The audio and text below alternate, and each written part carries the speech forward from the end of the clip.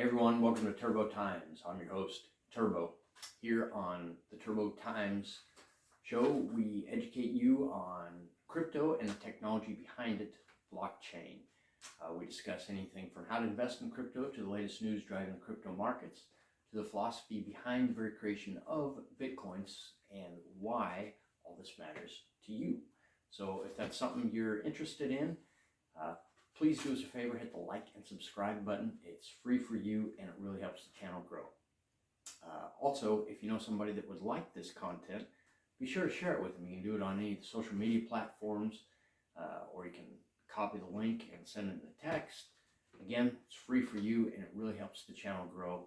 Lastly, if you could, go down in the comment section below if you have any questions over something that we've covered, or if there's something that I haven't covered that you'd like me to, put that in the comment section as well. I do look at every comment and I'll respond to it. All right, with all that said, let's get going. Okay, first of all, I'm still trying to start this channel and grow it and get better at things. So one of the things I'd like to do is really nail down the format of what I'm going to do. So I think I've got it pretty darn close, and here's how we're going to go. Normally, I'll do the quick little introduction like I just did, and then we'll go over four things. First of all, we'll do the price and any news affecting the markets that day. Next, we'll go into your questions. If you had any questions, comments, things like that I didn't address in the comments or I couldn't, it was too lengthy of a process, I'll do that next, as well as any cleanup from yesterday, which in this particular video, that's what we're going to spend most of our time on today, is talking about the whole GME Short Squeeze thing. I felt like I can do quite a bit better job of explaining that to you, and it's very important that we do understand what happened there, because it's going to drive a lot of what happens in the future, the very immediate future, in the blockchain world as well as the cryptocurrency markets. So that'll be the second thing. Then the last normally will be the bulk of the show will be whatever education topic we decide to talk about. Today I was going to talk about banks versus exchanges, and there's just not going to be enough time in the show today. So because I'm going to readdress the GME Short Squeeze situation, what's going on with Robinhood and all that kind of stuff.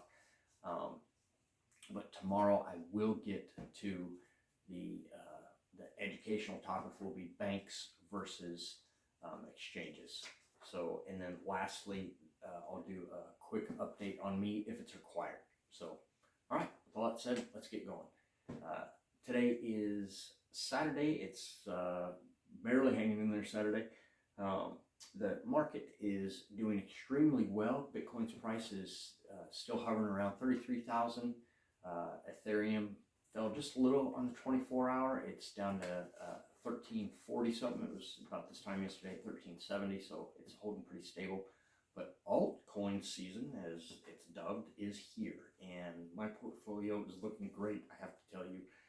There's a bunch of excellent things out there that are making 10, 15, 20, 30% gains in the last 24 hours, 180% in the last week. And of course, there's other ones that are even more crazy gains like that. Overall, I believe my personal portfolio is up about 40% on the 24-hour. So the market cap is still holding right at $1 trillion, slightly above. So that's where we are with the price. As far as news, no real big news today, except for the GME Short Squeeze thing that is affecting the markets. I know eventually we'll get some clarity on the SEC lawsuit against Ripple Labs, and that will have an impact. But right now, the biggest news doing anything in the market is what's going on with Robinhood, and they're shutting down the ability to trade certain stocks, and the GME Short Squeeze thing. And so that's it for that. So let's get into the next topic, which is addressing people's questions from yesterday. And let's see, pause right there for a minute.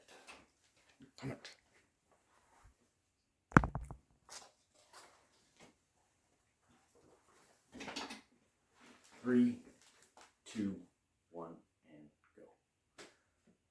Okay, so we had a question from a subscriber. It's Anna, my sister. Hey Anna, thanks for the question. Also, she commented, shoot in horizontal mode. So here's horizontal mode. Hopefully that looks a lot better today. And Anna's question is a couple of things. What are your thoughts about Robinhood shutting down the ability of traders being able to sell their GameStop shares but unable to purchase any more GameStop? So I'm actually going to go into that in quite a bit of detail, but first let me directly address the question. It says, what are my thoughts about Robinhood shutting down the ability of traders being able to sell their GameStop shares but unable to purchase anymore? Actually, that's not a true statement. Robinhood shut down the ability to trade that particular stock and a few others in total. So you could not buy it, you could not sell it, and you could not trade it for another stock. Some platforms you can. I don't know if you can or not on Robinhood, but you could not buy and you could not sell for a certain amount of time. Why they did that, we're going to get into the weeds on why they did that. My personal thoughts are, bottom line, it was wrong. It was illegal and it was immoral. And will they pay for it? No. Not through laws changing, they won't, but through people, their users leaving their platform and going into the cryptocurrency world for one, or finding another traditional stock brokerage out there to go to, as well as I just said it'll send people into the cryptocurrency world looking for alternatives. So we'll get into that quite a bit. So then the other thing is, like I said, I wanted to readdress exactly what the GME Short Squeeze situation is. And to do that, we have to understand truly what short selling is in a really simplified manner. So first of all, it's really great news, and I'm going to refer to my notes here, because essentially what happened was retail investors, basically the little guy, you and me,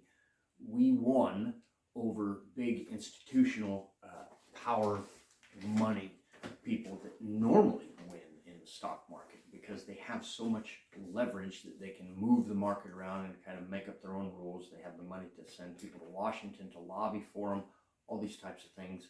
In this case, though, none of that mattered. The little guy is winning, and let's understand how it happened. So to do that, we have to understand what short selling is.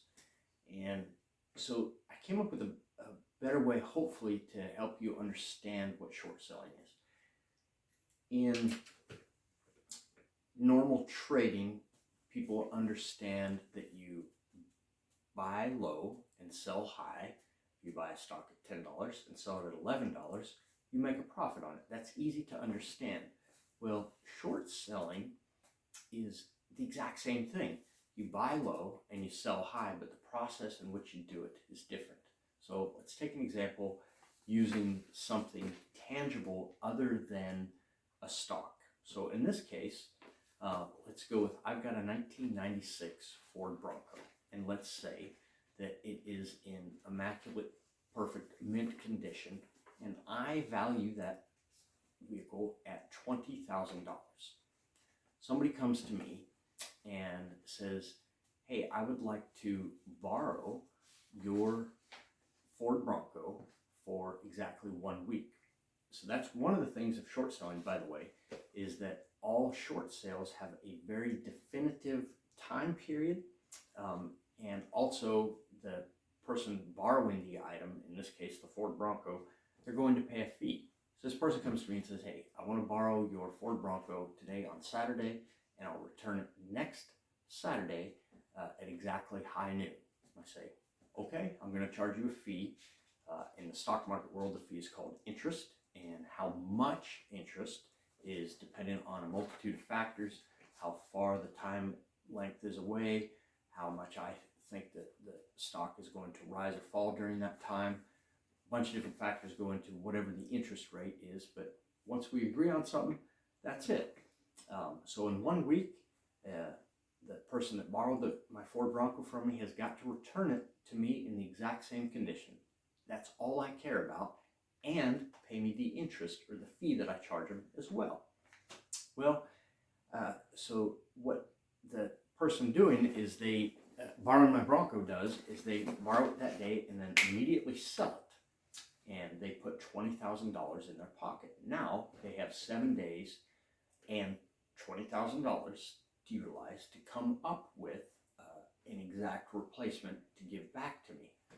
Well, in this little example, say that Monday morning a news story breaks where some guy got bequeathed to him through his Uncle Time keys to a huge storage facility. He opens it up, and lo and behold, in there is, he finds 500 1996 Ford Broncos that have never been driven. You just got to clean the dust off them. They're brand new. Well, this news hits the market and devalues the price of my Ford Bronco that I thought was worth $20,000. Now, because there's so many more of them on the market, the supply of them just increased. Therefore, the demand is lessened. Therefore, the value is lessened. Now they're only worth $10,000. So this guy goes to the market. He buys one of those Broncos for $10,000, and he waits till Saturday. Comes Saturday morning, Saturday at high noon, he delivers my Ford Bronco back to me, fulfilling his part of the deal, plus a little bit of interest. And then he gets to keep the other $10,000. Remember, the day he bought it, he sold it on the open market for $20,000 when it was worth it. But then come Monday, turned in it's only worth $10,000. So that's how you're able to make money on short selling something. So in that example, this individual darn near doubled his money in 7 days. Let's see.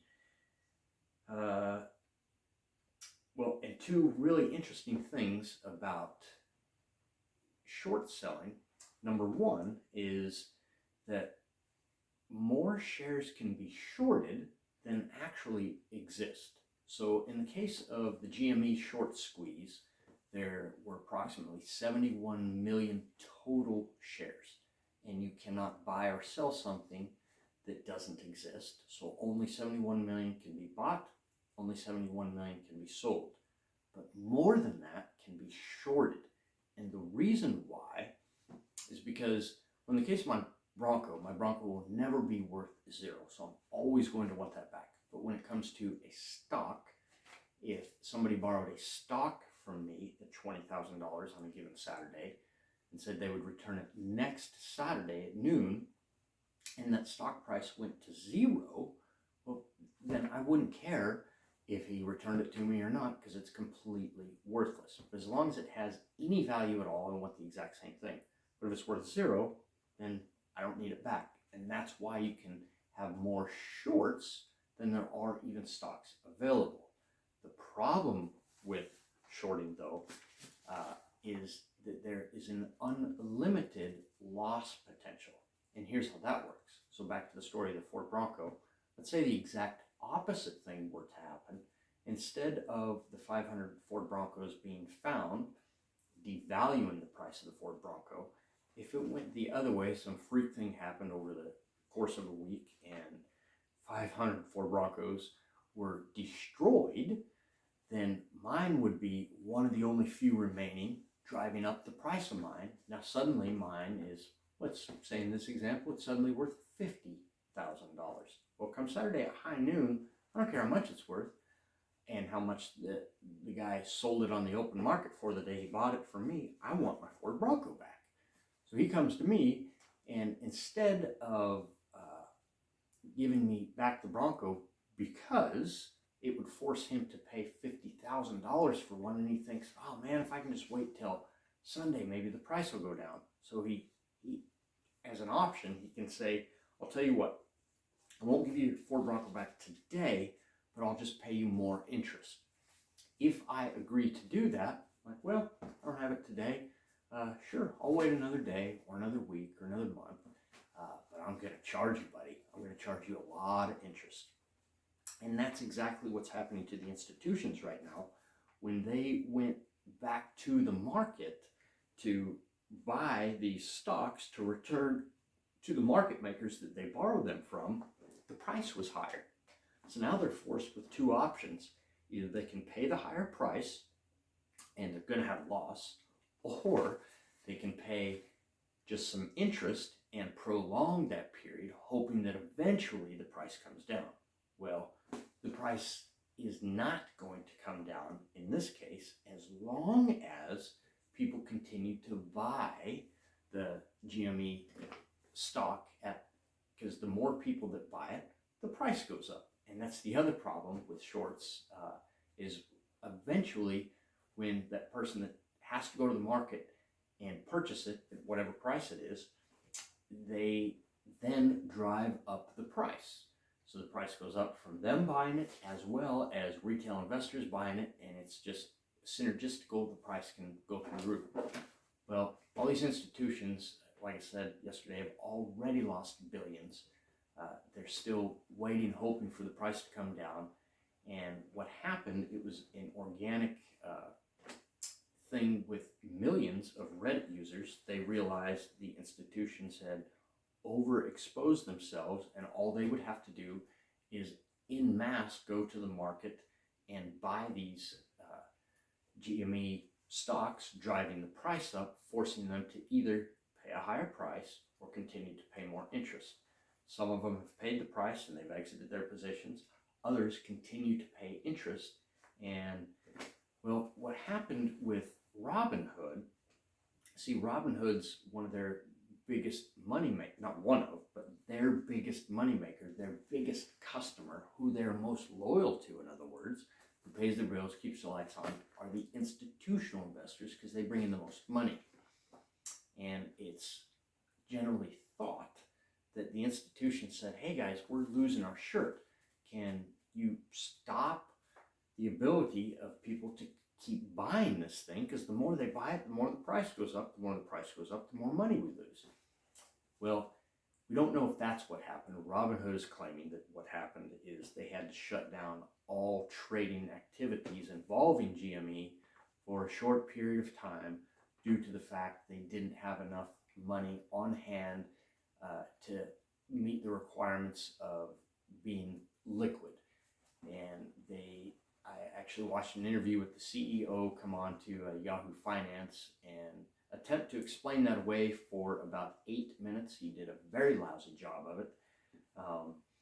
So at the end of the day, there is no good explanation. What will happen is there will be multiple investigations by governmental agencies, the SEC, other financial regulators. Of course, politicians on both sides of the aisle will comment on it, saying how wrong it was. Unfortunately, at the end of the day, nothing really will happen, except for institutions will have lost some money, but probably not as much as they should have. And Robinhood also will lose a bunch of customers and clients because they shut down for a while their ability to continue to buy this stock. So we'll see what happens with that.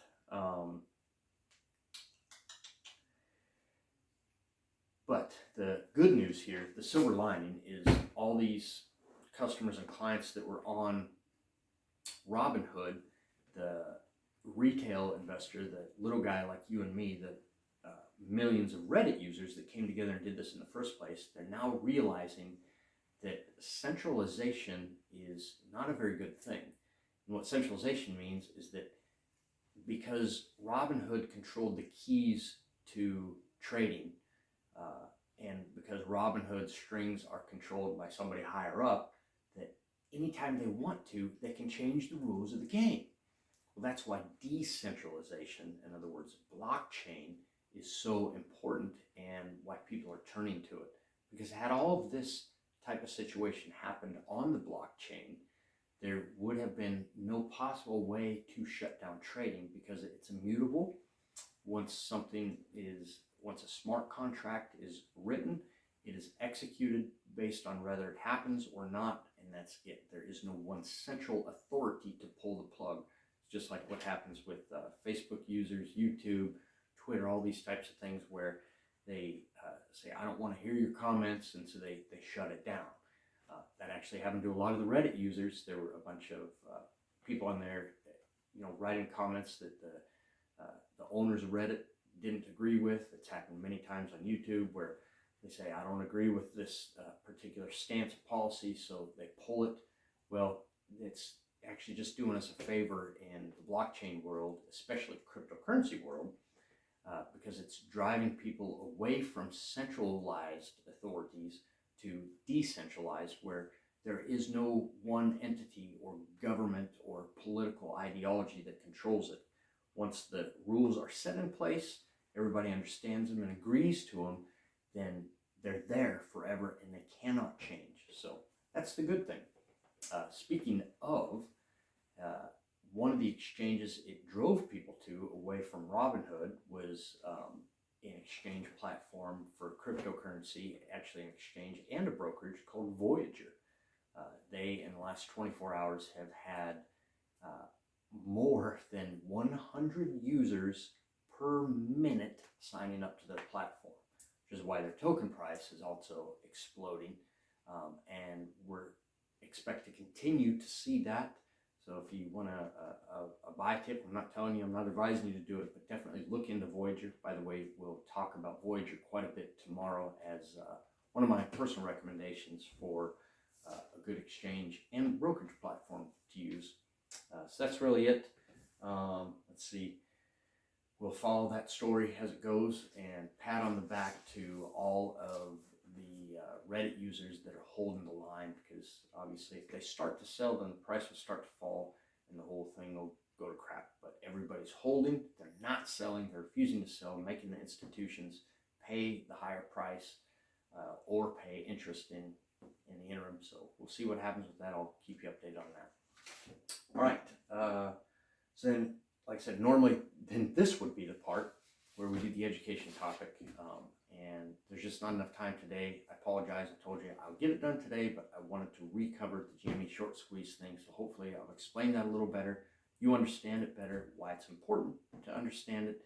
And tomorrow I will cover banks, traditional banking versus cryptocurrency exchanges, and we'll go into some pretty good depth about that. So again, Anna, thank you for the question. Hopefully that answers it. And lastly, an update on me. So let's see, where am I? This last week, Wednesday, I went in and got a CT scan, and I'll get the results that I'm hoping on Monday. Pending the results of that will tell me whether or not I can go to I want to go on a road trip to Wyoming and Colorado, go hang out with my family for a while. But I am working with an oncologist here, so here in Biloxi. So want to see what she has to say Monday. And I'll keep you posted what I find out. And as far as the upcoming road trip, I'll let you know as far as that goes as well. All right, guys, that's all I got. Thanks for watching. Remember, hit the like and subscribe, share with anybody, and that's it for me. Turbo out.